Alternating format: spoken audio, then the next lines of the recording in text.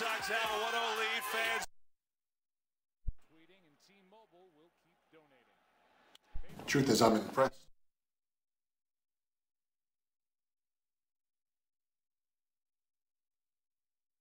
You might want to move the chair.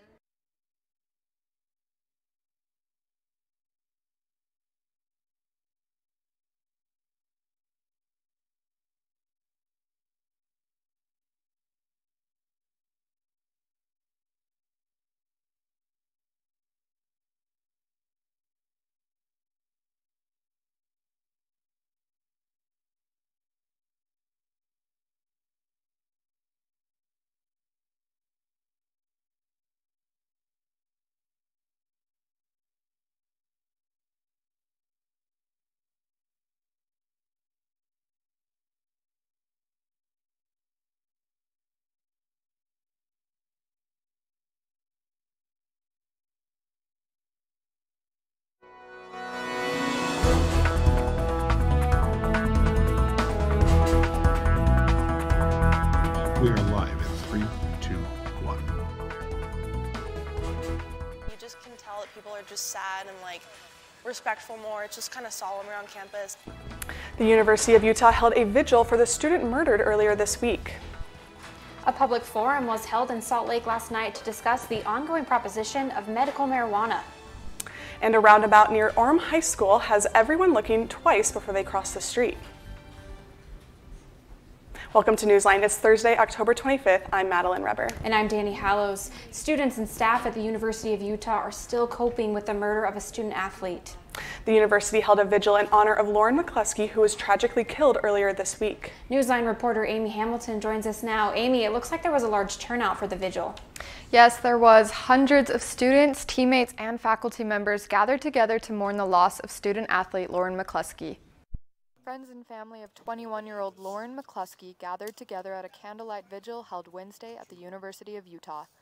A series of speakers addressed the audience, including President Watkins, Lauren's track coach, and 3 of her teammates, though they struggled to make out words through their tears. To have her as our teammate and as our sister. They each shared messages of Lauren's collegiate accomplishments, pursuits, and how she influenced people around her. While not everyone knew her personally, the tragedy impacted the university as a whole. I think it's just important to come together as a community because we may not have all known her personally, but she's part of our family and the Utah community. Students placed flowers, handwritten notes, and candles on the steps of the park building at the U. They showed support by wearing red and plan to carry out Lauren's legacy. I think we all feel this sense of responsibility to live on her legacy. She was a student athlete and she was an exceptional one. She pursued her dreams. This senseless act of violence has left Lauren's loved ones and classmates stunned, especially as it marks the close anniversary of last year's shooting on the U's campus. Students now fear for their own safety, especially those that may live right here on the university's campus. So I actually happen to now live on campus, and while I know some people feel a little kind of uneasy because, again, it's kind of a crazy world and you don't know when things like this could happen or might happen. And so people are definitely being a lot more conscientious and cautious now. The evening held a bittersweet tone, but speakers encouraged the community to live on in Lauren's legacy and fulfill their dreams. If students feel deeply troubled by this event, the university has offered several resources like counseling, an increased police presence on campus, and more safety escorts. Back to you. Thanks, Amy. Universities across Utah are linking arms in support and remembrance of Lauren McCluskey. Before the volleyball game last night, athletes from Weber State University and University of Utah held a moment of silence and linked arms. Brigham Young University athletes showed support by wearing red yesterday. BYU also held a moment of silence for Lauren before their basketball game. University of Utah athletes are also honoring Lauren McCluskey by wearing her initials on their uniforms. Jerseys, helmets, and track uniforms all bear Lauren's name. One design is Lauren's initials inside a heart, and the other is Lauren's name in the Ute logo. Even fans have joined in on wearing Lauren's name. Volleyball coach Beth Lanier said in a tweet that this will be the best way for the Ute family to join in solidarity. In respect for the tragedy of Lauren McCluskey, Odyssey Dance Theater is changing its program lineup. The dance company said on social media, in sight of the recent shooting, we feel it incumbent upon us to remove 2 long-standing segments. The show has been running at Kingsbury Hall at the U of U campus since the 18th and will continue until October 30th. Although not confirmed, comments on Facebook say the River of Blood dance and Sugar Plum Fairy shooting could be the cut segments. Utah Jazz superstar Donovan Mitchell honored Lauren in his own way last night, writing her name on his shoes. It was a scary feeling, you know, to be able to be close, and it's just so sad. And for me, I just want to be able to just dedicate this game to her and her family. Mitchell did not know McCluskey or her family personally, but says it hit close to home for him because he has a little sister. He hopes this will raise awareness for protection that women need in today's society. Matthew Loveland is here at the Utah State Capitol, where people have been talking about whether a little plant helps save people from pain or whether it causes it. In 12 days, Utah voters will decide whether or not to bring medical marijuana to the state. Last night, a public forum was held at the state capitol on Proposition 2. Utahns took the opportunity to speak out about the issue. I have friends and family members I know could benefit. I watched my grandparents pass away from cancer and be in this opioid funk before they passed, and it's awful. And I want an alternative for patients, and I think passing Prop 2 is the best way we can do that. Others stress that cannabis has just as much potential to be as addicting as opioid medicine. That cannabis has addictive properties, and it also does affect the developing brain. And the younger you start, just like anything else that you would take into your system, and I'm talking about food, etc., that is what your body will adapt to. A week ago, legislators got together to craft a compromise on medical marijuana. The advocacy group Truce Utah is currently reviewing the compromise in an effort to see whether it will help or hinder marijuana legislation. People are speaking from the heart about this. You heard a lot of authentic comments this evening about both pro and con.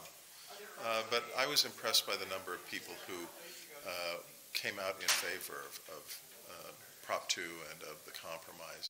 Reporting for Newsline on Capitol Hill, I'm Matthew Loveland. A fire destroyed 2 cars in a garage early this morning in Mill Creek. The fire started around 12:30 a.m. at 2500 East and 3000 South. When the Unified Fire Department arrived, they found the detached garage completely on fire, with 2 vehicles inside. Ammunition was stored nearby, but the crews were still able to put out the fire. The fire caused an estimated $75,000 in damage to the garage. The home near the garage has only minor damage. No injuries have been reported, and the cause of the fire is still unknown. An officer who was shot and killed a man in Magna will not face criminal charges. On April 17th, Officer Trevor McClellan responded to a hostage situation at 2700 South and 8400 West in Magna. A man identified as 41-year-old Lonnie Marshall Bowen held his ex-girlfriend at knife point. When Bowen threatened to kill the woman, McClellan shot and killed him. An investigation led by Salt Lake Police Department resulted in the district attorney's office announcing on Wednesday he will not be charged. There is a donut in the middle of the road, but unfortunately it's not the kind you eat. Newsline reporter Haley Davis is here. Haley, what is this donut? It is a roundabout that has been painted to look like a donut. The added color is there to get cars to slow down and raise awareness for pedestrians right outside the school. Mountain View High School students had quite the surprise Monday morning. When I heard it was going to be a roundabout, I thought it was going to be like a raised like roundabout. The cement ones? Like yeah, I thought that too, actually. I didn't think it'd be a donut. I didn't think it was going to be a donut. Yeah. Friday night, local artists and volunteers showed up with paint and brushes outside the high school and Orem Fitness Center. This was an effort to test a new tactic to mediate traffic in place of the previous three-way stop. I am standing in the middle of a donut. This donut is actually a roundabout that was created to slow down traffic and raise awareness for pedestrian crossing. And the idea is you're sort of prototyping treatments to the built environment to either slow down cars, make it safer for pedestrians. This trend of painting roads in Provo and in Utah started between 2014 and 15. This is one of their newest projects. There was an artist who had a basic idea of what she wanted it to look like, and then everybody came together on Friday night and painted this, and it was a little bit of let's see what looks best and let's keep going. The bright pink and yellow colors were a total hit. The high school students and kids can't help but run, point, and play around this new roundabout. It makes me want to eat it. I think it looks cute. It makes me hungry a lot. The city says even though some people don't totally care for the color scheme, they like the concept and would like to see more. To give your feedback on this project and future ones like it, visit orem.org/TC. Back to you. The National Cancer Institute is giving the Huntsman Cancer Institute up to $28 million over the next 10 years. The Huntsman Center provides the National Cancer Institute's SEER program with information on Utah's cancer statistics. The SEER program gathers data from 16 population-based cancer registries across the country. The data that the center collects for the SEER program is an important resource for cancer research. The SEER project is funded by federal funds and hopes to expand in coming years to get a larger population sample. A 50-year-old church in Massachusetts burned down to the ground last night. We'll show you the miraculous survivor of the 7-alarm fire. The FDA approves a new drug to help combat the flu. What it is and who it's meant for when we come back. And temperatures are on the rise across the state. I'll tell you if warmer weather is here to stay or if a winter wonderland is on its way. Hey Bobo, do trees tell each other stories? I'm sorry, I'm afraid I don't know that. Hey, why don't we go find out? Listen. Can birds draw pictures? I don't have an answer for that. Dad, do stars visit their friends? Look!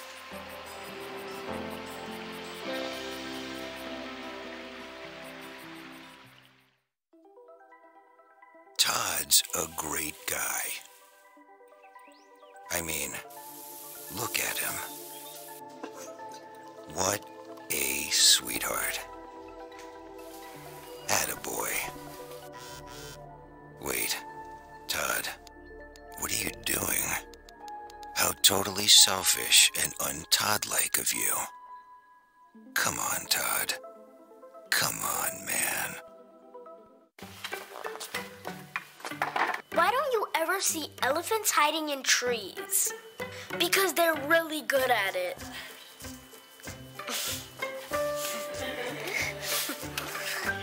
Yeah, I get it.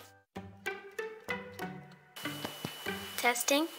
Why did the girl ask the mushroom to dance? Because he was a fun guy.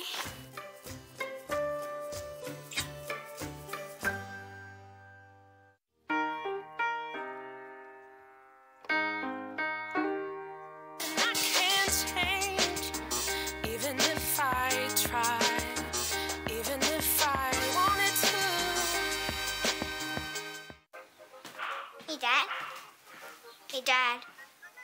Do we have a gun? Why do you ask that, kiddo?